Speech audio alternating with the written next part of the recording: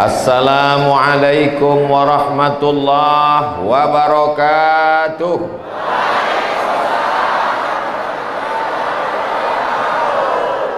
Alhamdulillahi rabbil alamin, wassalatu wassalamu ala ashrafil khalqi ajma'in, sayyidina wa maulana Muhammadin wa ala alihi wa sahbihi wa man tabi'ahu illa yaumiddin. Subhanaka la ilma lana illa ma 'allamtana innaka antal alimul hakim. Rabbi shrah li sadri wa yassir li amri wahlul 'uqdatam min lisani yafqahu qawli. Bapak-bapak, ibu-ibu, hadirin hadirat insyaallah yang hadir pada peringatan Maulid Nabi Muhammad sallallahu alaihi wasallam Kabupaten Bantaeng, semuanya mendapatkan syafaat Nabi Muhammad sallallahu alaihi wasallam. Yang sama-sama kita hormati Bapak Bupati Bantaeng, Bapak Ketua DPRD Bantaeng, Bapak Wakil Bupati, Bapak Dandim, Bapak Kapolres, Bapak Kajari, mana lagi? Kepala Dinas, Kepala Badan, Kepala Kantor, Kementerian Agama, Majelis Ulama. Sudah semua saya sebutkan? Ada yang belum? Ibu penggerak PKK. Semua yang hadir malam ini, setiap langkahnya dicatat sebagai amal soleh. Saya mendapat kabar jamaah katanya sudah datang kemari asar tadi. Yang duduk sejak asar tadi, masuk maghrib, masuk isya, apa yang Ustadz pikirkan? Makan malamnya. Betapa cintanya mereka kepada Nabi Muhammad sallallahu alaihi wasallam. Nanti di akhirat mereka akan dicari oleh Nabi Muhammad sallallahu alaihi wasallam. Mana orang Bantaeng yang tidak pernah melihat aku, tak pernah berjumpa denganku, tak pernah memegang tanganku, tak pernah tidur jihad denganku, tidak pernah berperang, tapi dia percaya kepadaku. Bukan aku yang datang hanya Abdul Somad, tapi mereka tetap ramai memenuhi masjidku. Petang tadi, sore tadi saya berada di Jeneponto. Luar biasa, mau masuk masjid susah. Apa kata kawan saya, sahabat saya, Ustadz Asbi dan Ustadz Bunyamin? Kata mereka, tenang Ustadz Somad, nanti insya Allah di Bantaeng lebih slow. Ternyata lebih ngeri. Jamaah melimpah ruah, belum mobil sampai ke masjid, mau ngetuk kaca. Saya khawatir kaca ini pecah, karena mobil ini bukan punya saya. Begitulah cintanya mereka. Bukan kepada, bayangkan kalau yang datang itu adalah Nabi Muhammad sallallahu alaihi wasallam. Kalau yang berceramah itu Habib, keturunan Nabi Muhammad, masih mungkin. Kalau yang berceramah itu guru ta, ulama, ini yang datang Abdul Somad, nun dari Pulau Sumatera, dari Riau ke Jakarta, dari Jakarta ke Makassar, kota yang paling terjauh ujung pandang. Dari Makassar ke Jeneponto, dari Jeneponto sampai ke Bantaeng, habis Bantaeng tepi laut, selesai. Begitulah Allah Subhanahu wa taala mempertemukan. Apa yang menyatukan kita? Saya pakai bahasa Melayu, orang Bantaeng pakai bahasa Makassar. Agak kareba, baji-baji, masya Allah. Saya tahunya itu aja. Ada satu lagi yang saya tahu selain agak kareba, yaitu mandri. Jamaah yang dimuliakan Allah Subhanahu wa taala, semua yang berkontribusi, bekerja sama sehingga terwujudnya acara malam ini, semuanya insya Allah diakui sebagai umat Nabi Muhammad sallallahu alaihi wasallam. Ada Ustadz Hasbi orang dari mana Ustadz Hasbi? Pinrang. Di Al Azhar tahun 97. Saya 98. Seangkatan dengan Ustadz Bunyamin 98 di Al Azhar Mesir.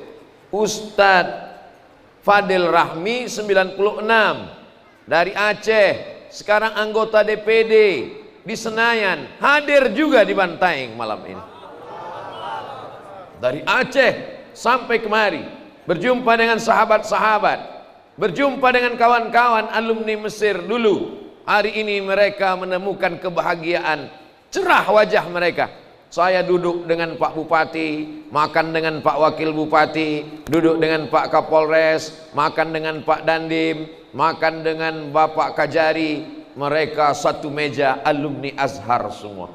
Saya tunjuk dengan Pak Bupati. Pak Bupati, itu senior saya, ketemu satu geng. Bahkan ada yang dipanggil Pak Camat. Hah? Ustadz Samsul Komar. Di Mesir dipanggil Pak Camat. Itulah satu-satunya camat yang ditugaskan di Kairo. Ternyata dari Bantaeng.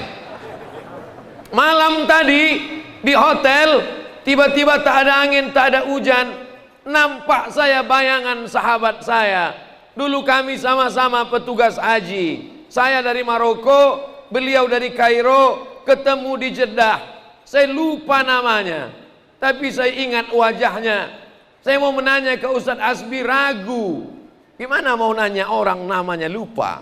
Kan tak mungkin kita tanya, Ustadz Hasbi, ingat gak ke teman kita dulu? Siapa namanya? Aku lupa namanya.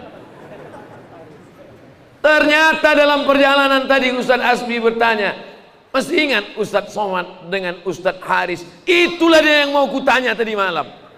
Rupanya di Bantaeng juga dia berada sekarang. Pimpinan Pondok Pesantren DDI. Hari ini kita bertemu. Apa yang membuat kami bersama? Apa yang membuat kita bersama? La ilaha illallah Muhammadur Rasulullah. Yang menyamakan kita adalah Nabi Muhammad sallallahu alaihi wasallam. Secara jabatan tak mungkin saya bisa satu meja dengan orang-orang besar, bupati, wakil bupati, kajari, polisi, Kapolres, Pak Dandim. Mereka semua pakai baju koko, tidak pakai baju seragam. Andai mereka pakai seragam, mungkin tak jadi saya makan, karena grogi. Tapi karena mereka pakai baju ustadz semua, saya merasa sedang makan dengan ustadz-ustadz. Padahal mereka ada jabatan luar biasa. Mereka di tengah kesibukannya masih sempat datang menyambung tali silaturahim. Dilepaskannya atributnya, dilepaskannya jabatannya, dilepaskannya seragam dan kedudukannya. Semua mengaku sebagai umat Nabi Muhammad sallallahu alaihi wasallam. Begitu juga yang ada di hadapan saya malam ini. Di sini ada orang kaya. Amin. Ternyata orang kaya itu tidak mengaku dia kaya. Di sini ada para pejabat tuan tanah, orang-orang yang punya pengaruh, tokoh masyarakat. Kenapa mereka mau duduk di lantai, tidak beralas? Kenapa tidak dialas? Kenapa tidak ada karpet? Karena Covid. Semua karpet digulung. Kecuali yang di depan ini sudah disemprot hand sanitizer. Semua ini datang tidak lain tidak bukan karena kecintaan kepada Nabi Muhammad sallallahu alaihi wasallam. Apakah Nabi Muhammad juga cinta kepada kita? Apakah Nabi juga memikirkan dan merindukan kita? Maka sesungguhnya dulu 1400 tahun yang lalu, ketika musuh dari kafir Quraisy Makkah dipimpin oleh Abu Sufyan belum masuk Islam, menyerang kota Madinah, berdarah-darah, sahabat Nabi meninggal, paman Nabi namanya Hamzah bin Abdul Muttalib digunting hidungnya, dipotong telinganya, dijadikan mereka sebagai liontin, buah rantai. Mereka ejek, mana Muhammad, mana Muhammad. Lalu apa kata sahabat? Berdoalah ya Rasulullah, kau punya doa mustajab, kau punya doa makbul. Kalau kau berdoa sekali, rata mereka, mati, hancur mereka semua. Berdoalah Rasulullah. kata Rasulullah, doa itu kusimpan untuk apa? Untuk umatku sebagai syafaat pada hari kiamat. Dia belum berjumpa dengan kita, dia tidak pernah melihat kita, tapi doa itu disimpannya untuk kita. Maka apa yang kita lakukan malam ini belum ada apa-apanya. Terimalah ya Rasulullah, terimalah ya Habiballah, terimalah ya Nabi Allah. Apa yang kami lakukan malam ini di Bantaeng, mudah-mudahan menjadi bekal kami nanti menghadap Engkau ya Allah, ya Rasulullah sallallahu alaihi wasallam. Apa yang mau kita bawa mati nanti? Kira-kira kalau ada orang meninggal dunia, dibawanya SKPNS. Mohon maaf yang PNS jangan tersinggung. Ustadz ngomong gini mentang-mentang nggak PNS lagi. Oke, kita ganti. Ada yang meninggal dunia, dibawanya BPKB, STNK, surat tanah mobilnya, dibawanya akte notarisnya. Ada orang Bantaeng mati bawa surat tanah. Yang kita bawa nanti ketika mati adalah perjalanan kita malam ini ke masjid rumah Allah, menghadiri Maulidur Rasul sebagai bukti kecintaan kepada Nabi Muhammad sallallahu alaihi wasallam. Tadi saya satu mobil dengan Pak Bupati, saya tanya, Pak Bupati, ya ini jamaah datang ini apa dijanjikan dikasih sembako ini Pak? Enggak, kata, tidak ada, kata Pak Bupati. Bahkan ini tidak diumumkan. Acara Maulid Nabi Ustadz Somad mau datang diberitahu sehari sebelum acara. Kenapa umat bisa datang? Allah mau menunjukkan, hai Abdul Somad, kalau kau mau tahu orang yang mengatakan akhir zaman ini adalah sumber malapetaka, orang jahat, melupakan Nabi, tidak cinta Nabi, tidak cinta sunnah, meninggalkan masjid, datanglah kalian ke Bantaeng. Ini umat Muhammad sallallahu alaihi wasallam. Sebelum masuk kota Bantaeng, dalam perjalanan dari Jeneponto, begitu mau masuk kota Bantaeng, kami dicegat oleh anak-anak muda. Saya sangka ini begal, ini geng motor ini. Hati-hati nih, masa Pak polisi di depan membiarkan geng motor nyetop mobil Ustadz? Berhenti, stop. Siapa ini? Tertulis, saya tengok di dadanya, bikers Muslim. Rupanya anak-anak bikers inilah yang mengajak orang sholat subuh berjamaah. Mereka lah yang mengajak orang. Kalau ada orang tua ke masjid, semua faham, karena malaikat maut tidak lama lagi datang. Kalau ada orang pensiun ke masjid, memang sudah tidak aktif, tidak sibuk lagi. Tapi anak muda yang nafsunya bergejolora, yang ketika itu uangnya ada, motornya ada, tidak dia pakai untuk pacaran. Andai ada pacarnya nelpon, yang malam ini kita jalan-jalan ke tepi pantai, tidak, malam ini Ustadz Somad datang, selesai acara maulid baru kita jalan-jalan. Kita doakan semoga anak muda ini istiqomah semuanya. Mudah-mudahan anak muda Bantaeng yang masih pacaran selesai maulid ini putus semua. Hati-hati kalian. Yang mengaminkan tadi satu masjid, lebih 40 orang. Besok menangis air mata darah itu perempuan. Tapi insya Allah kalian putuskan malam ini, besok kalian pinang dengan bismillah. So sweet. Masya Allah, tabarakallah. Nikmatnya silaturahim. Nanti kalau ada yang bertanya, siapa yang ceramah di Masjid Bantaeng malam tadi? Ustadz Abdul Somad. Apa yang dia sampaikan?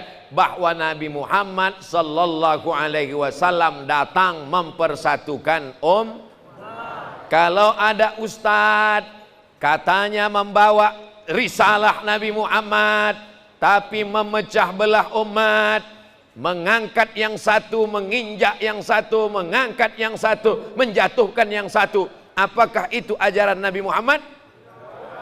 Bukan. Nabi Muhammad datang untuk menyamakan visi misi. Kedatangan dia adalah wa ma arsalnaka illa rahmatan lil alamin. Katanya Nabi Muhammad itu datang rahmatan lil alamin. Tapi Ustadz Abdul Somad tadi malam datang justru kaki kami terinjak-injak. Ada ibu-ibu yang terdorong di depan masjid. Ada bapak-bapak yang mungkin tersakiti tangannya. Abdul Somad 10 jari mengangkat tangan memohon maaf. Apa nih Ustadz Somad? Katanya ikut Nabi Muhammad, katanya rahmatan lil alamin, katanya menebarkan kedamaian, tapi sombongnya minta ampun, mesti dikawal oleh polisi dan Kokam, mesti dikawal oleh TNI. Abdul Somad tidak angkuh, tidak sombong. Kalau Abdul Somad tidak dikawal, sudah batal ceramah malam ini. Bayangkan dari depan mobil ke pintu masjid sampai kemari, itu perjuangan luar biasa. Ini berat, ini luar biasa. Tapi ini semua bukan karena kejahatan, bukan karena kemungkaran, tapi karena kecintaan kepada Nabi Muhammad sallallahu alaihi. Seolah-olah orang Bantaeng berkata, hai Abdul Somad, selama yang kau sampaikan ayat Quran, selama yang kau bawa hadis Nabi, kami memuliakanmu, kami menghormatimu. Tapi kalau kau keluar dari sunnah Nabi, kau keluar dari tuntunan Quran, jangankan menghormatimu, mencabik-cabikmu, memotong-motongmu pun kami sanggup. Mereka tidak berkata begitu, saya aja menafsirkan. Jamaah yang dimuliakan Allah Subhanahu wa taala, masjid ini besar, tiangnya kokoh, tapi nampaknya masjid ini tidak muat lagi. Itu saudara kita di luar masjid, cobalah lihat. Masya Allah, tabarakallah. Mereka mengangkat tangan membuktikan bahwa mereka masih hidup. Mereka mengangkat tangan ingin mengatakan, kami mendengar suaramu Ustadz Abdul Somad. Masjid ini besar, jamaahnya luar biasa, tanahnya, semennya, dindingnya, kubahnya, lampunya dibangun oleh umat. Kenapa masjid bisa tegak berdiri? Karena ada kerjasama di antara sesama bangunan. Bayangkan kalau tiang merasa lebih ego, karena akulah masjid ini ada, kalau aku tidak ada maka masjid ini tidak ada, kata tiang. Lalu atap tersinggung, lalu atap pun pergi. Iya kalau sedang musim panas. Kalau musim hujan, kata atap, akulah yang paling berperan. Ketika hujan aku melindungi kalian, ketika panas aku menaungi kalian. Kalau aku tidak ada, hancur kalian semua. Lalu kemudian lantai tersinggung, maka jidat kita akan kasar semuanya. Tapi mereka semuanya luar biasa. Siapa yang paling berperan dalam tiang? Besi. Di dalam tiang itu ada besi yang besar-besar, di dalamnya ada batu kerikil, di dalamnya ada pasir. Tapi mereka tidak tampil ke depan. Bayangkan kalau besi keluar. Ada di masjid yang saya pernah ceramah besinya keluar, masjid yang belum selesai pembangunan. Kata besi, kalau bukan karena aku, kau pasir tak ada apa-apanya, kau semen tidak ada apa-apanya. Tapi besi rendah hati, biarlah dia di dalam. Pasir tidak menampakkan dirinya, biarlah dia di dalam. Yang nampak di luar justru yang paling lemah, yang paling tidak berdaya, yang paling cepat mengelupas. Apa dia? Cat. Catlah yang berada di luar. Maka oleh sebab itu, yang nampaknya berada di luar pada acara maulid ini adalah Abdul Somad, yang bersuara menggelegar, Abdul Somad. Tapi acara ini terwujud. Tidak semua memberikan kata sambutan. Di beberapa daerah saya pernah ceramah, semua ngasih kata sambutan. Bupati sambutan, Ketua DPRD sambutan, Kapolres sambutan, Dandim sambutan. Penceramah jam 12. Pas giliran penceramah tinggal alhamdulillahilladzi ahyana ba'da ma amatana wa ilaihid nusyur. Tapi di Bantaeng tidak demikian. Mereka meniru filosofi, biarlah kami diam, kata Pak Polisi, biarlah kami diam, kata Pak Dandim, biarlah kami diam, kata Pak Dewan DPRD. Yang tampil ke depan, cukup kau saja Ustadz Abdul Somad. Ceramah di depan orang banyak ini berat, biar aku aja. Saudara yang dimuliakan Allah Subhanahu wa taala, filosofi ini yang membuat kita bisa hidup bersama. Karena kalau masing-masing mengedepankan egonya, aku yang paling kaya, aku yang paling hebat, aku yang paling berkuasa, aku yang paling berjasa, aku yang paling banyak harta. Yang sering mengatakan aku. Siapa dia? Fir'aun. Siapa dia? Qarun. Siapa dia? Iblis. Makanya kalau ada tetangga kita, kawan kita, sahabat kita, jamaah kita, kalau ngomong gara-gara aku, diam kok iblis. Gara-gara aku, diam kok Fir'aun. Gara-gara aku, kita tidak mengatakan aku, tapi kita mengatakan kita semuanya. Iyyaka na'budu wa iyyaka nasta'in. Kita, kebersamaan. Nabi Muhammad tidak berjalan sendiri, Nabi Ibrahim tidak berjalan sendiri, Nabi Musa tidak berjalan sendiri, Nabi Isa tidak berjalan sendiri, mesti berjamaah.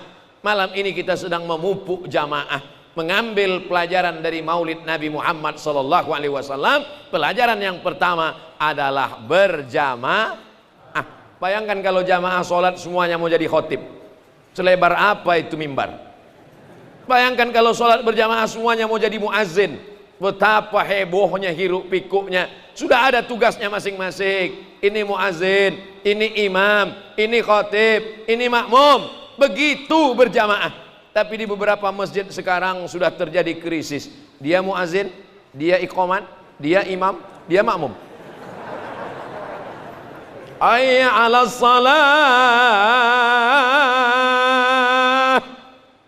Makmum tidak juga datang.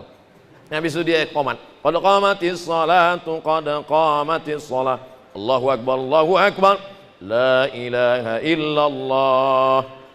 Belum juga datang. Usalli fardal maghribi salasa raka'atin, adaan imaman, padahal makmumnya enggak ada.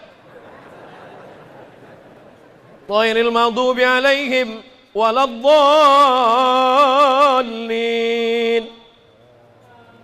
Tetap tidak ada makmum. Dia muazzin, dia Bilal, dia imam, dia makmum. Itu tidak terjadi di Bantaeng. Di mana? Kabupaten yang tak perlu disebutkan namanya. Menjaga kode etik jurnalistik. Jamaah dimuliakan Allah Subhanahu wa taala. Dengan berjamaah kita teruji keegoan diri, kesombongan, keangkuhan, takabur, merasa besar. La yadkhulul jannah, tak masuk surga. Man kana fi qalbihi, siapa yang dalam hatinya mithqala habbatin min khardalin min kibrin, kalau di dalam hatinya ada sombong sebesar biji sawi. Tadi ketika berfoto dengan kawan-kawan, sahabat-sahabat, ada yang mengatakan, kenapa Ustadz tampil beda malam ini? Tidak ada yang beda, Abdul Somad seperti dulu, cuman topinya aja yang beda. Tadi saya tanya Ustadz Asbi, saya kan tak tahu, saya tanya, Ustadz Asbi, ini topi ini mahal ini. Kata Ustadz Asbi, mahal itu kata dia. Berapa harganya? 10 juta. Langsung saya pegang, takut jatuh. Saudaraku yang dimuliakan Allah Subhanahu wa taala, apapun jabatan kita, sebanyak apapun harta kita, bagaimanapun popularitas kita, kita akan dinilai karena kita bisa berjamaah. Nabi Muhammad itu kalau Allah mau, cukup Allah katakan, innama amruhu iza arada syai'an ayyaqula lahu kun. Mati semua musuh-musuhnya, tapi Allah tidak melakukan itu. Nabi berhadapan dengan Abu Jahal, ada Abu Lahab, tapi Nabi bersahabat. Ada orang kaya, Abu Bakar Siddiq. Ada anak muda, Ali bin Abi Thalib. Ada yang gagah perkasa, Umar bin Khattab. Ada yang kaya raya, Utsman bin Affan. Ada perempuan, Asma binti Abi Bakar. Ada anak gadis, Aisyah radhiyallahu anha. Ada perempuan kaya, Khadijah Al-Kubra. Jadi kita tinggal menggolongkan diri kita dengan siapa. Ada di antara jamaah ini yang tua bijaksana, gabungkan diri dengan Abu Bakar Siddiq. Ada di sini anak muda, gabungkan diri dengan Ali bin Abi Thalib. Ada yang gagah perkasa, gabungkan diri dengan Umar bin Khattab. Ada yang kaya raya, gabungkan diri dengan Utsman bin Affan. Ibu-ibu, gabungkan diri. Kalau muda, Aisyah. Kalau tua, Khadijah. Kalau sedang, Asma. Ada yang pelit, bakhil, membenci dakwah, gabungkan diri dengan Abu Lahab. Semua sudah ada tempatnya masing-masing. Mudah-mudahan nanti kita di akhirat bertemu dengan mereka itu insya Allah. Kecuali Abu Lahab. Karena Abu Lahab satu surat khusus untuk dia. Tabbat yada Abi Lahabin wa tab ma aghna anhu maluhu wa ma kasab sayasla naran dzata lahab wa imra'atuhu hammalatal hatab. Saya pun ada juga dalam Quran. Qul huwallahu ahad. Jamaah yang dimuliakan Allah Subhanahu wa taala, qori kita membaca Quran, lehernya sama. Waktu beliau membaca Quran tadi tidak berhenti, saya melihat dari awal sampai akhir. Saya tengok lehernya sama. Tapi yang keluar kok lain. Keluar dari mulut beliau, kita terhanyut seakan-akan sedang berada di Kairo, Mesir. Ustadz Hasan Basri, betul. Begitu keluar dari mulut Abdul Somad, banyak jamaah yang terkejut. Bentuk lehernya sama, terbuat dari daging, kenapa berbeda? Ini kuasa Allah, tidak boleh iri. Lalu saya iri mendengar, kenapa kalau dia yang baca Quran, jamaah semua mengatakan Allah, Masya Allah, Allahu Akbar. Begitu Ustaz Somad yang mengaji, innalillah. Lalu saya diri, datang iri, datang dengki, datang dendam. Saya senang melihat nikmat yang diberikan Allah kepada saudara saya. Mudah-mudahan banyak lagi ustadz-ustadz, qori-qori, anak-anak. Doakan anak saya bisa seperti Ustadz Hasan Basri. Dulu ibu saya amat sangat ingin saya jadi qori. Aku tidak ingin kau jadi penceramah. Penceramah itu banyak ngomongnya, banyak nggak betulnya nanti, kata mak saya. Aku ingin kau jadi qori, jadi imam, hafal Quran. Aku ingin kau menerangi umat dengan Quranmu, nak. Pergilah saya ke Mesir, berusaha ngapal Quran. Di Mesir hafal Quran wajib 8 juz, tahun 1 2 juz, tahun 2 2 juz, tahun 3 2 juz, tahun 4 2 juz. Pulang naik pesawat, hilang. Mudah-mudahan anak kita menjadi para penghafal Quran. Ada kelebihan masing-masing diberikan Allah. Ustadz Hasan Basri menolong agama Allah dengan suaranya. Allahu Akbar. Ustadz Fadil Rahmi menolong agama Allah berjuang di parlemen, Dewan Perwakilan Daerah di Senayan. Dia juga menolong agama dengan jihad konstitusional. Allahu Akbar. Bapak Kapolres menolong agama Allah dengan jabatannya, dengan seragam polisinya. Kira-kira Ustadz yang ceramah 1 jam dengan polisi sholat 5 menit, mana yang lebih efektif? Ceramah 1 jam atau sholat 5 menit? Jamaah tidak mau jawab. Karena kalau jamaah bilang lebih efektif ceramah, polisi tersinggung. Kalau jamaah bilang lebih efektif polisi, ustadznya tersinggung. Oke, saya kasih contoh. Ustadz datang ke masjid, terlambat karena macet. Tiba-tiba ada anak-anak ribut di belakang masjid. Khotib sedang khutbah. Ini true story, kisah nyata. Masuk saya ke masjid, anak-anak di belakang ribut. Khotib sedang khutbah. Taatlah kepada Allah, takutlah kepada Allah. Ketawa anak-anak ini. Padahal khotib berapi-api di atas mimbar. Begitu saya lihat dia lihat lagi. Tiba-tiba masuk polisi. Polisi terlambat juga. Lebih lambat pula dari saya lagi. Karena dia mengatur lalu lintas. Begitu dia masuk, langsung anak-anak didiam. Kira-kira mana lebih efektif berdakwah? Penceramah atau dengan seragam? Ketawa tanda setuju. Bahwa dakwah tidak hanya ceramah, tidak hanya khutbah dengan seragammu. Bapak Ibu bangga nggak melihat tentara dengan seragamnya sholat di masjid? Bangga. Kami yang tidak punya seragam ini, yang punya koko, yang cuman punya sorban, yang cuman punya celana, bukan seragam biasa, maka melihat orang berseragam ke masjid itu bangga luar biasa. Apa kata ibu-ibu kepada anaknya? Tengok tuh, tentara aja sholat ke masjid. Lihat tuh, bapak kau di rumah nggak sholat? Tadi saya katakan anak-anak ribut itu di tempat lain, di Bantaeng anak-anak, coba lihat, tenang, Masya Allah. Anak-anak tenang mendengar ceramah. Saya mulai dari jam 8, saya sudah jam 8 lewat 45 menit tenang. Ini menunjukkan anak ini datang bukan karena dipaksa oleh orang tuanya.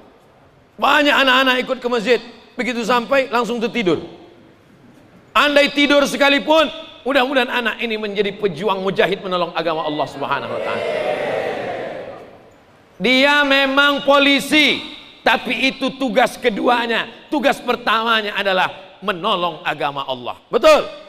Dia adalah tentara, tapi itu profesi keduanya. Profesi pertamanya adalah menolong agama Allah. Dia adalah jaksa, tapi itu pekerjaan keduanya. Pekerjaan pertamanya adalah ud'u ila sabili rabbik, mengajak orang ke jalan. Oh, kok jalan Sudirman? Mengajak orang ke jalan Allah. Panglima Besar Jenderal Sudirman mengajak orang ke jalan Allah. Bergerilya, ditangkap Belanda, tidak tertangkap. Ada penipu, pengkhianat, pembohong. Belanda berbahaya, tapi ada yang lebih berbahaya daripada Belanda. Apa dia? Belanda hitam. Kulitnya hitam seperti kita, hidungnya pesek seperti kita, tapi otaknya lebih ngeri daripada otak Belanda. Dialah yang membocorkan di sana persembunyian Jenderal Sudirman.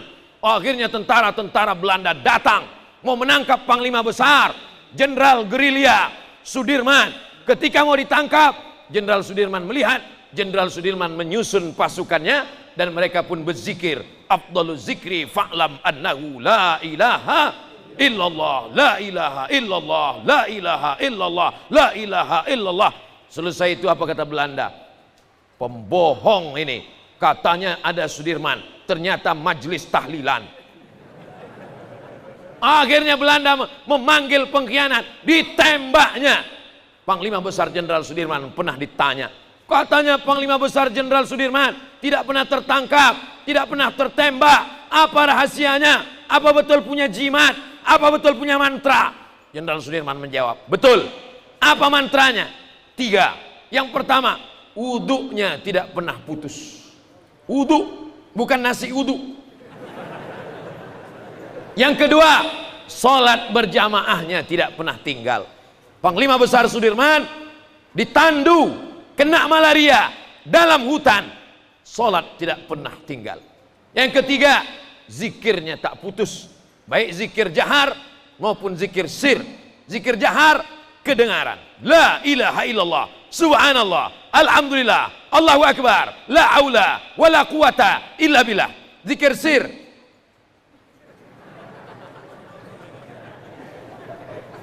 jamaah yang dimuliakan Allah Subhanahu wa taala, jangan heran dimanapun kita pergi, nama yang besar adalah Jalan Sudirman. Pernah Bapak Ibu pergi melihat Jalan Uas? Tak ada, dikenang sepanjang zaman. Berapa banyak orangnya ada, masih hidup, berjalan di atas dunia, tapi tidak dikenang orang. Malah orang ketakutan. Setiap dah datang, orang ketakutan. Jangankan orangnya datang, nomornya muncul di handphone, sakit jantung orang, meninggal dunia. Siapa dia? Inilah yang orang sering ngutang. Anak kandung sendiri pun kalau selalu membuat masalah, banyak orang tua yang sakit jantung. Setiap muncul nama dia di handphone, troublemaker, tukang buat masalah.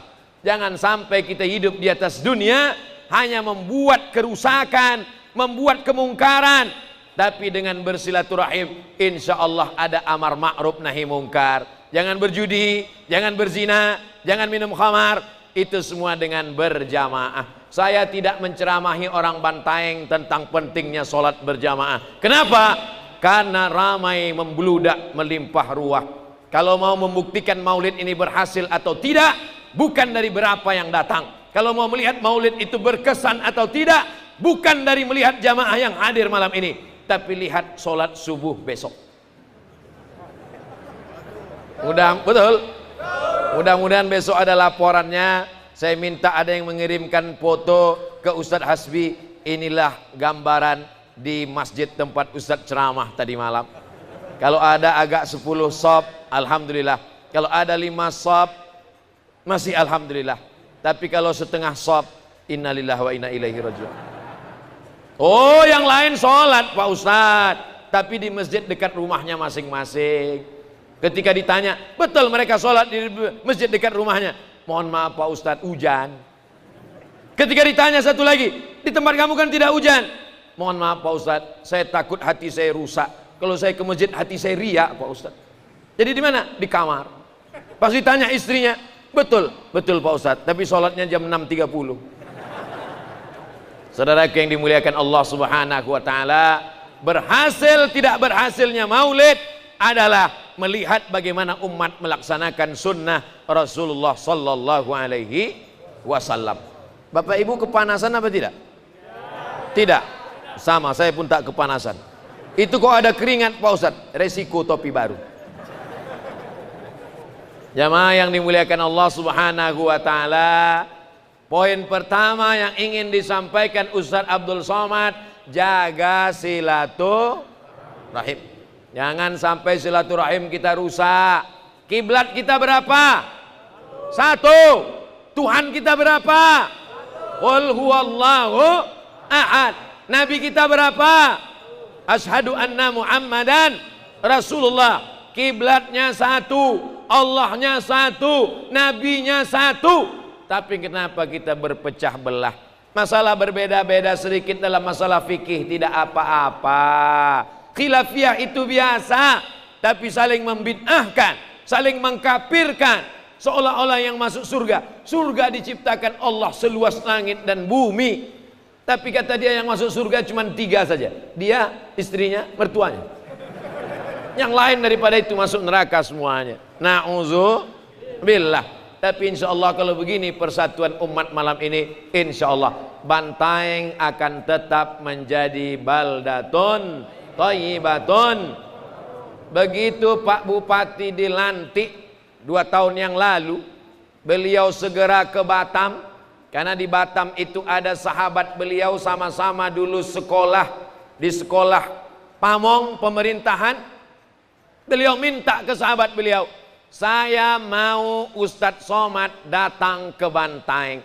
Berapa banyak bupati, kepala daerah, wali kota, gubernur begitu dilantik, program pertama mendatangkan artis dangdut pakai rok pendek. Artisnya mabuk, jamaahnya sakau. Perayaan, kemenangan, apa yang terjadi? Tapi ternyata di Bantaeng tidak begitu. Saya mohon maaf, baru tadi tahu, ternyata 2 tahun yang lalu, tapi tidak salah saya. Salah siapa? Salah Covid. Karena sejak Covid, jamaah pengajian berkurang. Saya tidak keluar, menjaga. Dari mulai lockdown bulan Maret, September. Mulai Maret kok langsung September. Maret, April, Mei, Juni, Juli, Agustus, 6 bulan saya tidak keluar. Di Pekanbaru saja, supaya tidak menyebarkan. Setelah ada level 1, level 2, boleh terbang, barulah saya keluar. Saya tetap ikut protokol kesehatan. Maka saya bertahan 6 bulan tidak keluar. Begitu sudah boleh keluar, saya pun keluar. Sampai di hotel, saya timbang badan. 6 bulan saya tak keluar, bertambah 6 kilo. Jadi kalau ada yang sekarang mengatakan, kenapa Ustadz berubah sekarang? Itu gara-gara Covid juga. Jamaah yang dimuliakan Allah Subhanahu wa taala, kita bisa bersama. Ini semua adalah rahmat Allah Subhanahu wa taala. Apa kata Allah? Wa'tasimu bihablillah. Berpegang teguhlah kamu dengan tali Allah. Yang dimaksud tali Allah itu adalah Islam. Apapun sukunya, apapun bahasanya, yang satu dari Sumatera, yang satu dari Sulawesi, kita disatukan oleh asyhadu alla ilaha illallah wa asyhadu anna Muhammadan Rasulullah. Semuanya mengangkat tangan. Yang besar itu Allah, yang besar bukan sukunya, yang besar bukan adatnya, yang besar bukan bahasanya. Semua dia berkata Allahu Akbar. Dia ulang sekali lagi, Allahu Akbar kabira. Aku kecil, aku tak ada apa-apa, tidak layak dipuji. Walhamdulillahi katsira. Aku tidak suci, aku kotor, penuh dengan dosa. wa subhanallahi bukratan wa asila. Orang bisa berjamaah kalau dia merasa dirinya rendah, tapi kalau dia merasa sombong, angkuh, lebih hebat, lebih senior, lebih banyak harta, lebih kaya, akan susah untuk bekerja sama. Ini semua senior-senior saya. Senior di situ maksudnya lebih tua, lebih pertama sampai ke Mesir, lebih berilmu, lebih punya jabatan. Itu maksud saya senior, bukan senior yang lain. Ada juga mengartikan senior itu artinya senang istri orang. Bukan, jangan diplesetkan nanti. Ini jamaah semua ini bisa duduk bersama, duduk sama rendah, tegak sama tinggi, sama-sama tidak berlantai, sama-sama tidak beralas, sama-sama tidak berkarpet, merendahkan dirinya. Bahkan yang di sana tegak. Saudaraku yang tegak, kalian jangan berkecil hati, karena aku pun di depan ini tegak juga. Saudaraku yang di luar sana, jangan kalian kecewa. Justru kalian di luar sana lebih dingin daripada kami yang di dalam. Mana tahu di dalam hati mereka ada merasa bersedih dilihatnya kita dari luar sana. Enaknya kalian yang ada di dalam. Padahal yang di dalam mengatakan enaknya kalian yang berada di luar. Manusia itu merasakan kebahagiaan ketika dia melihat orang lain. Orang yang pakai sepeda bonceng istrinya pagi Ahad, apa kata yang orang naik mobil mewah? Indahnya engkau bersama istrimu, nostalgia, Masya Allah, walaupun naik sepeda. Apa kata orang yang naik sepeda? Indahnya orang kaya bisa naik mobil, padahal dia tidak lihat dalam kaca dan klaksonnya bunyi kredit, kredit, kredit. Kenikmatan selalu dirasakan orang bahwa orang lain lebih nikmat. Maka muncul kata-kata pepatah, rumput hijau tetangga lebih hijau daripada rumput di rumah sendiri. Dia tidak tahu bahwa rumput hijau itu tetangga punya rumput lebih hijau, karena ternyata rumputnya rumput plastik, rumput palsu. Kebahagiaan adalah kebahagiaan kita sendiri. Kebahagiaan itu bukan melihat orang lain. Kebahagiaan adalah kita sendiri. Yang di luar bahagia, yang di dalam bahagia, yang duduk bahagia, yang berdiri bahagia, yang ceramah bahagia, semuanya insya Allah bahagia. Kenapa? Bahagianya karena Nabi Muhammad sallallahu alaihi wasallam. Kira-kira kalau ada di antara bapak ibu jabatannya tinggi, amin, hartanya banyak, amin, keluarganya baik, amin, tapi mati menghadap Allah, tidak percaya kepada Nabi Muhammad, apakah diakui oleh Allah? Qul, katakan ya Muhammad, in kuntum tuhibbunallah, kalau kalian cinta kepada Allah, kalau kalian sayang kepada Allah, kalau kalian kasih kepada Allah, fattabi'uni.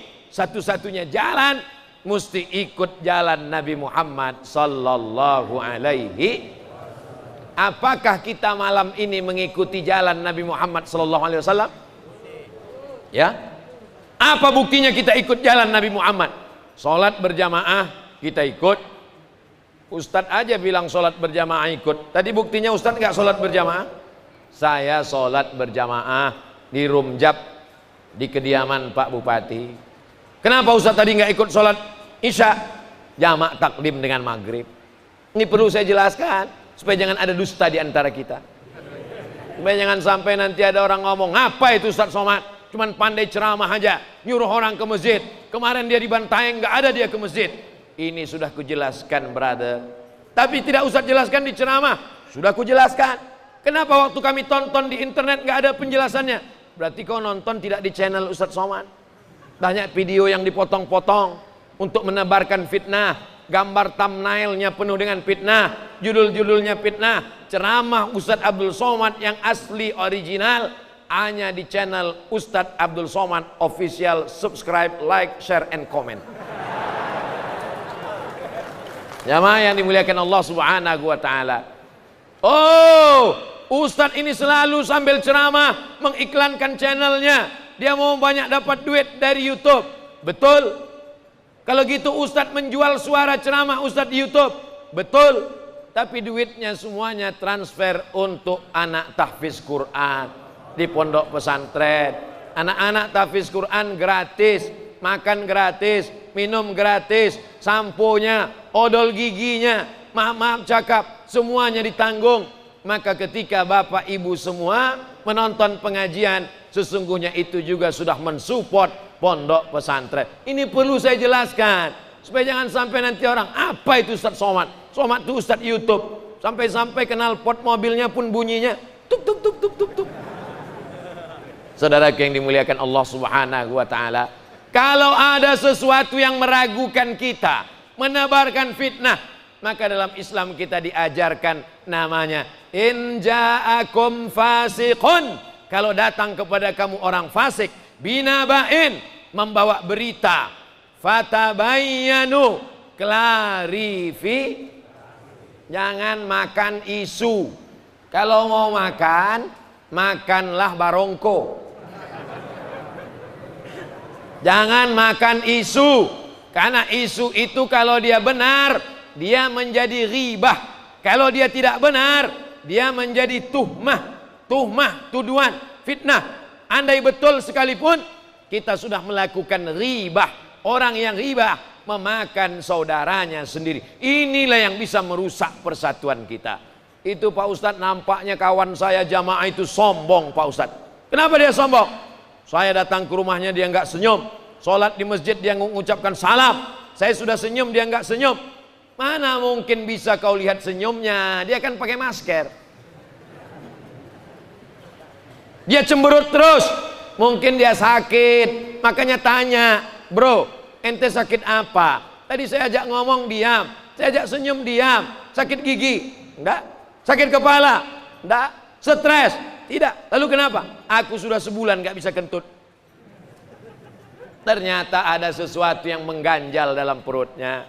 Kita terlalu mudah menuduh orang. Ini diantara yang merusak persatuan kita, yaitu buruk sangka. Maka dalam Islam diajarkan, ya ayyuhalladzina amanu, hai orang beriman, ijtanibu, jauhilah katsiran minaz-zan, jangan berprasangka, inna ba'daz-zanni ismun, karena sebagian prasangka adalah dosa. Prasangka tentang warna-warni juga kadang begitu. Itu Ustaz Somad itu sorbannya warna hijau, jangan-jangan itu mengarah ke politik tertentu. Tidak ada unsur politik apapun. Lalu kenapa pakai warna hijau? Sorbannya dikasih orang. Kan nggak mungkin kita dikasih orang request, Ustadz saya mau kasih, boleh minta warna nggak? Nggak tahu diri, udah dikasih malah minta lagi. Saudaraku yang dimuliakan Allah Subhanahu wa taala. Jadi kalau ada apa-apa merusak ukhuwah kita, persaudaraan kita, tidak lain tidak bukan Ustadz Somad sekarang sombong. Saya SMS nggak balas, saya WA nggak balas, saya telepon juga nggak diangkat. Mana nomornya? Ini bukan nomor saya. Rupanya dulu salah tulis nomor. Ini Pak Ustadz nomor Ustadz, betul. 903, betul. Kenapa Ustadz nggak angkat? Nomor ini sudah lama nggak saya pakai lagi. Nomor yang baru Pak Ustadz, rahasia. Jamaah yang dimuliakan Allah Subhanahu wa taala. Ini yang merusak persaudaraan kita. Yang pertama adalah su'uzzan. Yang kedua, ya ayyuhalladzina amanu jtanibu katsiran minaz-zan, inna ba'daz-zanni itsmun, wala tajassasu. Jangan mencari-cari kesalahan orang lain. Manusia ini kalau dicari kesalahannya, Abdul Somad dari ujung rambut sampai ujung kaki salah semua. Salah topinya miring, salah sorbannya panjang sebelah, salah megang mikrofon kanan tangannya ke kiri. Salah semua manusia ini. Karena manusia ini tempatnya silap, lupa, khilaf, dan salah. Kalau ada orang mengatakan, saya tidak pernah silap, saya tidak pernah lupa, saya tidak pernah salah, berarti saat itu dia sedang lupa, silap, dan salah. Inilah manusia. Ada profesor mencari-cari penanya, mau tanda tangan, mana pena? Saya mau tanda tangan, mana pena? Rupanya penanya di telinga. Ada orang sibuk mencari handphone, mana handphone saya? Mana handphone saya? Padahal dia sedang megang telepon. Ini menunjukkan manusia ini lupa. Manusia ini berasal dari kata insan. Insan diambil dari kata nasya. Kenapa manusia ini lupa? Karena asal katanya nasya, artinya lupa. Lupa dari mana dia berada. Lupa bahwa dia di dunia sementara. Lupa bahwa dia akan bangkit nanti menghadap Allah Subhanahu wa ta'ala. Tapi ada yang lebih parah, lupa nama, lupa kampung, lupa rumah. Ini bukan manusia, tapi lebih hebat dari manusia, namanya amnesia. Mudah-mudahan kita jangan sampai menjadi amnesia, insyaallah. Bapak Ibu yang dimuliakan Allah Subhanahu wa taala, wala yatab ba'dukum ba'da wala tajassasu. Jangan cari-cari kesalahan orang lain, karena manusia ini tidak dicari pun kesalahannya, tetap ada saja salahnya. Wala yatab ba'dukum ba'da. Jangan ceritakan aib orang. Ayuhibbu ahadukum ayyakula lahma akhihi. Ada orang yang memakan bangkai saudaranya, fakarihtumuh. Kamu tentu amat sangat tidak suka. Isu bangkai bakso daging tikus. Berapa banyak orang tidak makan bakso gara-gara khawatir makan daging tikus. Tapi daging tetangganya, daging saudaranya, dia makan dengan enaknya. Itu yang dilihat Nabi ketika Isra dan Mi'raj. Ketika Nabi Isra Mi'raj, maka saat itu Nabi melihat ada orang memakan bangkai saudaranya. Nabi bertanya kepada Jibril, Jibril, siapa ini orang yang memakan bangkai saudaranya? Itulah orang yang menceritakan aib orang lain. Dunia memang sudah edan. Zaman ini ada orang yang dari pagi sampai malam diam, tidak ngomong sepatah pun, tapi dia tercatat sebagai orang yang ghibah, namimah, menceritakan aib orang lain. Dari mana? Mulutnya ngomong, tapi tangannya tidak berhenti. Grup-grup penuh. Al-yauma nakhtimu ala afwahihim. Hari itu mulut terkunci. Wa tukallimuna aydihim. Tangan yang berbicara. Kalau bolehlah tangan ini bengkak. Sekali ribah bengkak, itu jempolnya udah sebesar tiang itu dah. Jamaah yang dimuliakan Allah Subhanahu wa taala. Ini memangnya Ustaz Somad tidak pernah cerita aib orang lain. Itu buktinya Ustaz menceritakan aib Fir'aun. Itu buktinya Ustaz menceritakan aib Abu Lahab, menceritakan kejahatan orang yang jahat, menunjukkan kemungkaran orang yang mungkar, menunjukkan kebatilan orang yang batil, maka hukumnya wajib. Maka Allah pun menceritakan kejahatan setan, kejahatan iblis, kejahatan Fir'aun, kejahatan Namrus, kejahatan Qarun, tapi jelas jahatnya. Dan diceritakan supaya orang berhati-hati menjauh. Ini diantara pengecualian, boleh bercerita. Begitu juga kalau kita tanya sama Ustadz, Assalamualaikum Pak Ustadz. Waalaikumsalam. Saya mau nanya nih Pak Ustadz, apa pertanyaannya? Apa hukumnya si anu begini-begini? Siapa orangnya? Apa perbuatannya? Itulah saya tidak bisa cerita Pak Ustadz. Kenapa? Karena saya takut ribah Pak Ustadz. Gimana saya mau jawab? Makanya sahabat bertanya, ya Rasulullah, inna Abu Sufyan rajulun sahih. Abu Sufyan orangnya pelit, orangnya bakhil. Yang bertanya itu istrinya, namanya Hindun, menjumpai Nabi Muhammad SAW. Bolehkah saya ambil sebagian uangnya? Dia punya anak, dia punya istri, wajib dia nafkahi, tapi dia pelit, dia bakhil. Boleh saya ambil ya Rasulullah? Kata Nabi, ambillah untuk mencukupi kebutuhan. Ini dalil kalau ibu-ibu suaminya pelit bin bakhil, boleh diambil, tapi sesuai kebutuhan. Lebih daripada itu di luar tanggung jawab Abdul Somad. Jangan nanti ibu ambil sebanyak-banyaknya, ketika bapak kehilangan dompet, kehilangan kartu rekening bank, ATM, kredit, ditanya, kenapa kau ambil uangku? Ini video Ustaz Somad, katanya boleh. Nanti saya dituntut oleh Komisi Perlindungan Suami Teraniaya Istri. Jamaah yang dimuliakan Allah Subhanahu wa taala. Begitu juga ketika hakim bertanya, hakim, tuntutan jaksa penuntut umum, kesalahan demikian. Hakim bertanya kepada saksi, hai saksi, ya, benarkah Anda melihat peristiwa ini terjadi? Benar Pak Hakim. Coba ceritakan secara detail supaya saya bisa memutuskan perkaranya. Lalu kata si saksi, mohon maaf Pak Hakim, saya tidak bisa bercerita karena saya takut ini ribah. Bagaimana aku mau memutuskan perkara, kata hakim. Jadi ada juga masa-masanya kita boleh bercerita, tapi sifatnya kasus. Adapun orang yang menikmati aib orang lain, maka di akhirat amal orang itu dosanya berpindah. Orang yang dia ceritakan aibnya, dosa orang itu berpindah kepada dia, amal dia berpindah kepada orang lain. Inilah makna wala taziru waziratu wizra ukhra. Orang tidak mungkin memikul dosa orang lain. Tapi kalau perbuatan itu ghibah, maka mungkin saja dosa itu berpindah. Maka kata Nabi SAW, ya'ti yaumal qiyamah, ada orang yang datang menghadap Allah pada hari kiamat, bisolatin, solatnya banyak, wasiyamin, puasanya banyak, wazakatin, zakatnya banyak, wahajin, hajinya banyak, wa qazafa haza, tapi dia memfitnah si an, menuduh si an, maka habislah awalnya itu. Insya Allah jamaah di Bantaeng semuanya aman, lidahnya aman, mulutnya aman, dan jempolnya pun aman, insya Allah. Jamaah yang dimuliakan Allah Subhanahu wa Ta'ala, tadi saya mulai jam 8 lewat 10, sekarang sudah jam 9 lewat 10, sesuai dengan kode etik 600 ml, 60 menit. Tapi yang merusak silaturahim tadi belum selesai. Kita hentikan atau kita lanjutkan? Saya mau mancing aja. Jangan berburuk sangka, insya Allah kita jauhi. Jangan sampai kita membicarakan aib orang lain, mencari-cari kesalahan, sudah kita jauhi. Ya ayyuhalladzina amanu la yaskhar min qaumun min qaum. Janganlah kamu mengejek sekelompok orang. Asa ayyakunu khairam minhum. Boleh jadi orang yang kamu ejek, orang yang kamu olok-olok lebih baik daripada yang mengejek. Maka kita hindari ini semua.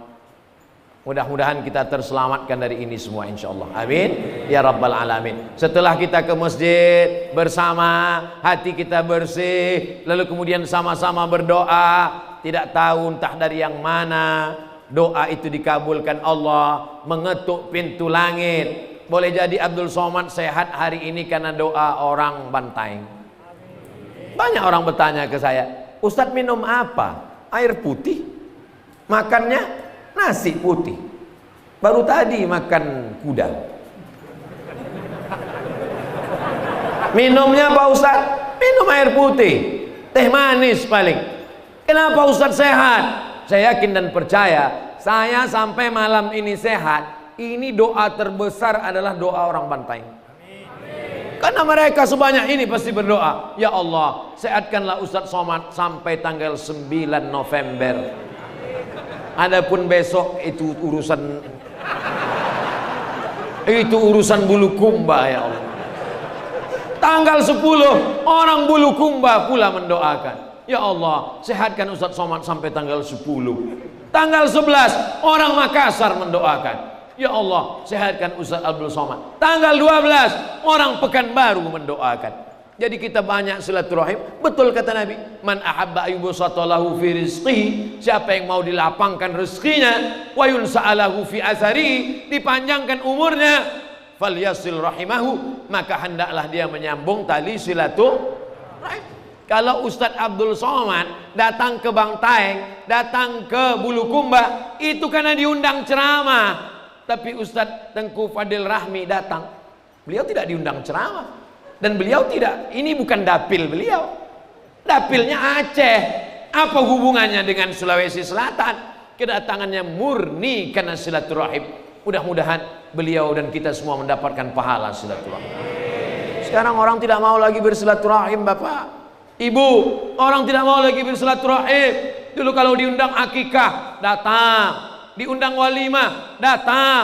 Diundang takziah, datang. Diundang acara nikah. Sekarang orang tidak lagi datang, tinggal kirim saja. Barakallahu lakuma wa baraka alaikuma wa jama'a bainakuma fi khair. Amin amin amin amin. Saya khawatir silaturahim kita putus gara-gara medsos. Tapi saya tidak bisa menyalahkan medsos.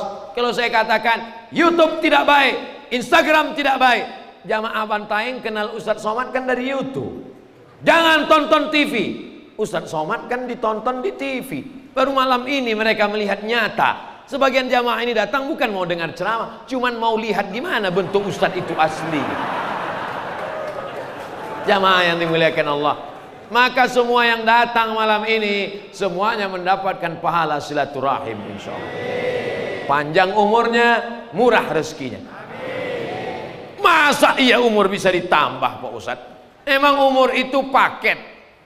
Memangnya umur itu air isi ulang?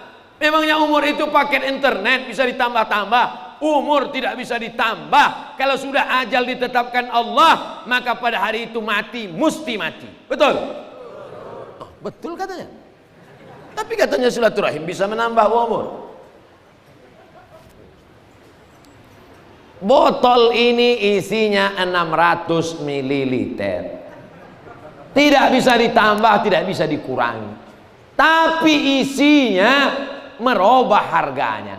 Kalau isinya air putih 600 ml harganya 5.000 sampai 10.000. Tapi kalau diisi madu bisa 150.000, karena kita udah lama kenal 100 saja lah. Kalau diisi perak 1 gramnya 70.000. Kalau diisi butiran emas 1 gramnya 1 juta. Isinya tidak bertambah, tidak berkurang 600, tapi kualitasnya. Paham?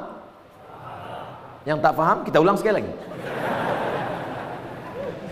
Umurnya tetap 40 tahun, tapi dia berwakaf, bersedekah, membangun pesantren, tahfiz Quran, melolong ayat yatim, duafa, pengajian, hafal Quran, qari 40 tahun, berkualitas.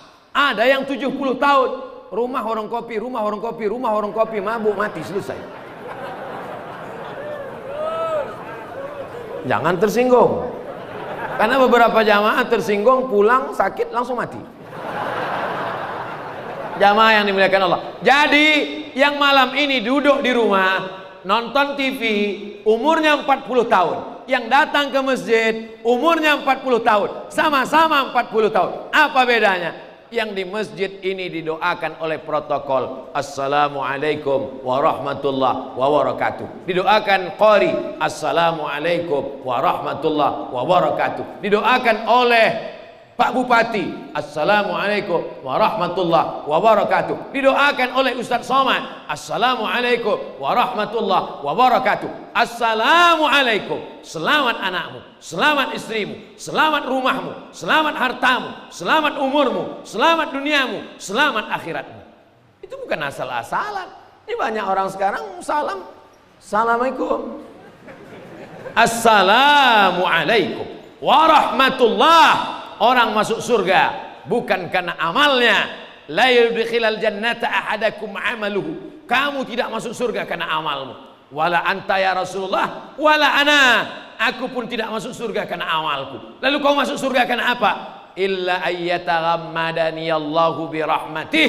Masuk surga karena rahmat Allah.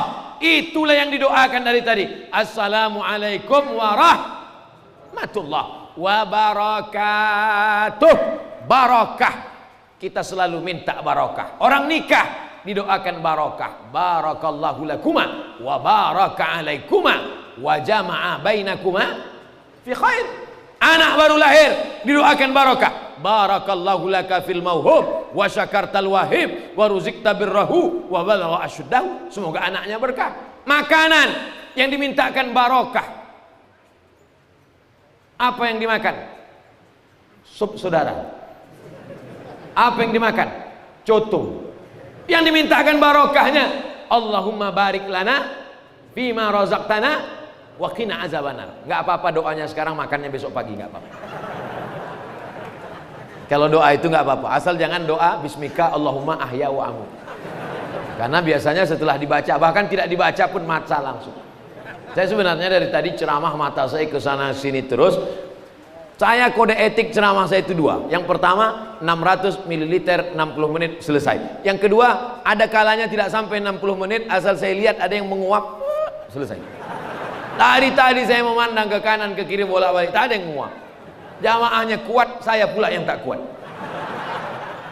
Ternyata orang Bantaeng ini kuat-kuat luar biasa. Apa agaknya rahasianya? Ternyata rahasianya alamnya yang indah. Memandang ke belakang gunung puncak, tanam-tanaman subur, memandang ke depan lautan, ikan-ikannya segar. Ikan kabarnya di Bantaeng ini makan matinya cuma sekali. Beda dengan ikan di tempat saya, mati 5 kali. Dari laut ke sampan sekali, dari sampan ke pasar sekali, masuk ke kuali sekali, dipanaskan 2 hari, 3 kali. Selesai. Lautan, langsung ikannya segar. Dan sayur mayur yang ada di sini di Bantaeng itu ternyata dibawa ke kota-kota sekitar, mereka mendapatkan rahmat dari Bantaeng. Kalian memang mungkin saudaraku hanya menanam sayur, dijual, tangannya kena tanah, kena kotoran pupuk kandang, tapi dari tangan itulah melahirkan anak-anak yang soleh dan solehah. Berapa banyak tangan yang kotor tapi menghasilkan duit yang halal. Berapa banyak tangan yang bersih tapi menghasilkan, bukan kata saya, Nabi memegang tangan seorang sahabat, kapalan, kasar. Ditanya Nabi, apa kerjamu? Mencari kayu di hutan, dia kampak. Dicium Nabi SAW. Kenapa? Dari tangan inilah akan ringan hisabnya di hadapan Allah Subhanahu wa taala. Al-yauma nakhtimu ala afwahihim. Hari itu mulut kami kunci. Lidah, semua orang pandai bersilat lidah. Lidah paling ringan untuk berbicara, tapi saat itu bahasanya bahasa yang kaku, bukan bahasa lidah yang lemah lembut, bahasa yang kaku. Tangan akan berbicara, kaki akan bersaksi. Al-yauma nakhtimu ala afwahim wa tukallimuna aydihim wa tashhadu arjuluhum bima kanu yaksibun. Tidak ada alasan orang Bantaeng untuk makan haram, karena diberikan Allah alam yang begitu indah. Ada orang punya laut, pantai, tapi tidak punya kebun. Ada orang tinggal di kebun, tapi tidak pernah melihat laut. Orang Bantaeng buka mata, pandang ke kanan, gunung, pandang ke kiri, lautan. Maka insya Allah. Dan ketika Belanda datang, apa yang dilakukan Belanda di Bantaeng? Dia bangun rumah-rumah. Dia tidak akan membangun pelabuhan, rumah-rumah, kecuali tempat itu strategis. Ternyata Bantaeng adalah kota tua, maka tertulis Bantaeng Buruta tua, kota tua, lebih dari 700 tahun lamanya. Ketika mereka sampai ke Nusantara, dia melihat di mana agaknya kita buatkan rumah-rumah sebagai tempat kita bertapa, berkantor, bertempat tinggal. Dia pilih tanah ini strategis. Dan tadi ketika saya sampai, apa kata Pak Bupati, Ustadz Somad, ini bangunan peninggalan Belanda. Saya lihat ke atas, tinggi ke atas. Mereka selalu membangun bangunan tinggi supaya apa? Sirkulasi udara lancar, karena waktu itu mereka tidak pakai AC. AC mereka waktu itu AC, angin cepat. Jamaah yang dimuliakan Allah Subhanahu wa taala. Belanda memilih tempat strategis. Jangan sia-siakan nikmat Allah yang besar ini. Inna a'tainakal kautsar. Kami sudah berikan kepada engkau nikmat yang besar. Bagaimana cara mensyukurinya? Fasalli li rabbika wanhar. Fasalli, banyak-banyak sholat, jaga masjid, sholat berjamaah. Kenapa kau tak pernah sholat berjamaah? Covid. Pas ditanya istrinya, dulu sebelum Covid memang nggak pernah sholat Pak Ustaz. Kata Covid, aku juga yang disalahkan. Kalian tak pengajian, aku juga yang disalahkan. Padahal sebelum ada aku, kau pun tak pernah ke masjid juga. Fasalli, sholatlah. Karena yang pertama nanti ditanya di hadapan Allah adalah sholat, bukan somat. Wanhar, berkorbanlah untuk agama. Malam ini yang paling besar pengorbanannya ibu-ibu. Betul Bu? Betul kata mereka. Berapa drama Korea yang tinggal malam ini? Berapa sinetron yang tinggal malam ini? Niat mereka tadi dari rumah, bismillah tawakkaltu 'ala Allah, la haula wala quwata. Subhanallah walhamdulillah wala ilaha illallah wallahu akbar. Wala haula wala quwwata illa billahil aliyil azim. Ibadah, tasbih itu ibadah. tasbih, tahmid, takbir, tasbih, subhanallah, tahmid, alhamdulillah, takbir, Allahu akbar. Basahkan lidah dengan menyebut nama Allah. Di antara semua zikir yang paling afdalu zikri fa'lam annahu la ilaha illallah, la ilaha illallah, la ilaha illallah, la ilaha illallah, la ilaha illallah, la ilaha illallah. Jantung. Alladzi waswisu fi sudurin nas. Setan berbisik ke dada, fi sudur, di dada. Oh, jadi setan itu berbisiknya di dada, Pak Ustaz, ya? Yang berbisik ke telinga itu kawan. Setan berbisiknya di dada, maka bisikan di dada mesti diusir. Dengan cara apa? Afdalu zikri fa'lam annahu la ilaha illallah. Itu maka goyang kepala orang itu berzikir ke dada, la ilaha illallah, la ilaha illallah, sampai pada masanya berdenyut, berdetak, berhembus sebelah kiri. Coba pegang. Masih berdenyut? Kalau tidak berdenyut, kasih tahu, panitia sudah siap penyelenggaraan jenazah. Sampai kapan kami berzikir ini, Pak Ustadz? Sampai kapan? Sampai sakratul maut, ketika ruh keluar dari jasad. Yang paling kita inginkan saat itu anak kita yang membisikkan ke telinga kita sebelah kanan, la ilaha illallah. Lalu mulut kita pun ringan mengucapkan, mulut tidak bergerak, mulut tidak bergerak. Kalau ceramah mulut bergerak, menyebut bupati mulut bergerak, bupati. Menyebut Bapak Kapolres mulut bergerak, Kapolres. Menyurut dandim mulut bergerak, dandim. Menyebut banteng mulut bergerak, banteng. Tapi menyebut la ilaha illallah mulut tidak bergerak, la ilaha illallah. Karena Allah tahu mulutmu tidak akan bisa kau gerakkan, lidahmu saja yang bergerak. La ilaha illallah. Habis. Hari ini Bapak boleh tertawa, hari ini Ibu boleh tersenyum, tapi nanti Ibu akan melihat mulut Bapak, mulut yang bergerak.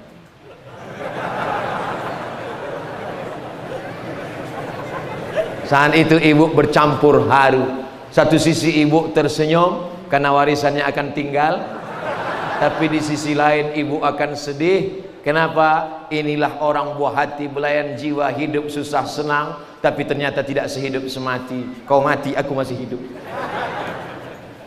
Man kana akhiru kalamihi la ilaha illallah. Siapa yang akhir kalamnya menyebutkan la ilaha illallah, dakhalal jannah, dia akan masuk surga. Islam gak adil. Dia berjudi, dia berzina, pakai sabu-sabu, narkoba, selingkuh. Masa dia masuk surga? Dia tetap masuk surga, tapi transit dulu. Dia obok-obok dulu. Makanya kita selalu berdoa supaya jangan transit. Rabbana atina fid dunya hasanah wa fil akhirati hasanah wa qina azabannar. Itu artinya jangan sampai kami transit. Ustadz Somad pulang ke Pekanbaru, transit dulu Jakarta. Gimana supaya nggak transit? Punya private jet pribadi. Maka insya Allah kita semuanya tidak transit, langsung masuk ke surga. Wasiqal ladzina taqaw rabbahum ilal jannati zumara. Orang-orang dari Bantaeng akan digiring malaikat menuju surga. Wa qala lahum khazanatuha. Penjaga pintu surga berkata kepada orang Bantaeng, salamun alaikum, selamat datang untuk kamu wahai orang Bantaeng. Tibtum, kamu sudah beramal soleh, fadkhuluha, masuklah kamu ke dalam surga Jannatul Firdaus, khalidin, kekal selama-lamanya, tidak keluar lagi. Masuk orang Bantaeng ke dalam surga, yang pertama mereka cari adalah di mana Ustadz Somad. Tanyanya ke malaikat, malaikat, iya Ustadz Somad di mana? Kata malaikat, dia sudah lama nunggu kalian. Di mana dia sekarang? Di ruang VVIP. Aminkanlah. Maksud saya itu sebagai doa. Bukan saya angkuh sombong mengatakan saya sudah penghuni surga. Tapi Bapak Ibu percaya nggak kita ini masuk surga? Ada sebagian jamaah mengatakan, Ustadz Somad, nanti kalau Ustadz masuk surga, tolong cari saya di neraka. Kau kok pede sekali masuk neraka? Nabi yang mengatakan, man qala la ilaha illallah Muhammadur Rasulullah dakhalal jannah. Siapa yang mengatakan la ilaha illallah Muhammadur Rasulullah masuk surga. Siapa yang tidak percaya berarti mendustakan Nabi Muhammad sallallahu alaihi. Mendustakan Ustadz Somad aja jamaah tidak mau. Ini mendustakan Nabi Muhammad sallallahu alaihi wasallam. Jaminan, garansi. Betapa orang berani dengan garansi kulkas. Beli kulkas, dia tanya orang tukang jual kulkas, ini garansi kok? Iya garansi. Berani dia, percaya sama tukang kulkas. Beli mobil, ini garansi. Garansi kata orang bengkel, percaya dia. Garansi bengkel dia percaya, garansi kulkas dia percaya. Tapi garansi Nabi Muhammad SAW tidak percaya. Bapak Ibu percaya atau tak percaya? Percaya. Percaya itu namanya iman. Dan kita beriman. Beriman tiada Tuhan selain Allah, beriman kepada Muhammad sallallahu alaihi wasallam adalah rasul utusan Allah. Yasin wal Qur'anil Hakim innaka laminal mursalin. Bapak Ibu percaya kepada pilot pesawat. Buktinya dari Bantaeng pergi ke Makassar, dari Makassar naik airport, masuk pesawat. Begitu sampai di pesawat, percaya apa tidak sama pilot? Percaya. Apa pernah Bapak Ibu naik pesawat lalu mengetuk pintu pilot, mau nanya, Pak Pilot tolong lihat SIM-nya, SIM apa, SIM B? Pak Pilot pengalamannya belum pernah lagi. Kita percaya saja. Kita tak tahu entah pilot itu sakau habis pakai narkoba, mana kita tahu, tapi kita percaya saja. Kenapa percaya kita kepada manusia lebih besar daripada percaya kita kepada Allah, kepada Rasulullah sallallahu alaihi. Tapi jangan gara-gara ini besok Bapak nggak kerja, tidur, suami yang bangun nih, bang, abang nggak kerja, kita mesti percaya rezeki kita dijamin Allah. Kalau ada suami ibu begitu besok jam 8 begitu dibangunkan, bang, abang nggak kerja, percaya rezeki dijamin Allah. Ibu tidur, nanti habis azan zuhur dia membangunkan ibu, bu mana makan siang? Ibu jawab, percaya pada rezeki. Percaya, iman, tapi tetap ada usaha dan ikhtiar. Orang yang hanya berusaha tapi tak beriman, tak percaya, tak berdoa, angkuh, sombong. Orang yang hanya berdoa tapi tak berusaha, pesong. Pesong itu gila, miring otaknya. Bagaimana meluruskannya? Antukkan ke tiang, lurus lagi. Saudara yang dimuliakan Allah Subhanahu wa taala, apapun acaranya di masjid, datang, duduk, dengar, diam, ngantuk-ngantuk dikit diampunkan Allah Subhanahu wa taala. Maulid di sana, datang, maulid di sana, datang, maulid di sana, datang. Sampai kapanpun, sampai akhir hayat, sampai mati dalam keadaan husnul khatimah. Itulah yang disampaikan oleh Al-Fakir Abdul Somad pada malam hari ini. Mari di akhir majelis kita berdoa kepada Allah, semoga Allah menurunkan rahmat ke Bantaeng. Ala hadhihi niyah wa kulli niyatin salihah. Al-Fatihah.